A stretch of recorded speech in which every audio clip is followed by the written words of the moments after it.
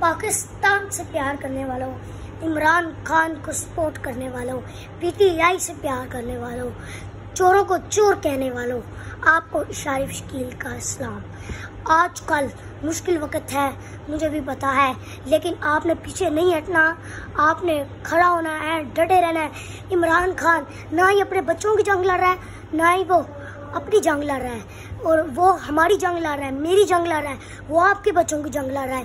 اس وجہ سے آپ نے پیچھے نہیں ہٹنا اور آپ نے کھڑے رہنا ہے، آپ نے بکنا نہیں ہے، آپ نے جھکنا نہیں ہے۔ وہ ایک ایماندار لیڈر ہے۔ اللہ تعالیٰ قرآن مجید میں فرماتے ہیں کہ ہر مشکل کے بعد آسانی ضرور ہوتی ہے، اور اگر آپ حق پہ کھڑے ہوں تو مشکلیں ضرور آتی ہیں، آپ سچ پہ کھڑے ہوں تو مشکلیں ضرور آتی ہیں۔ آپ نے ہار نہیں ماننی، آپ نے پی ٹی آئی کو چھوڑنا نہیں ہے، آپ نے کھڑے رہنا ہے عمران خان کے ساتھ۔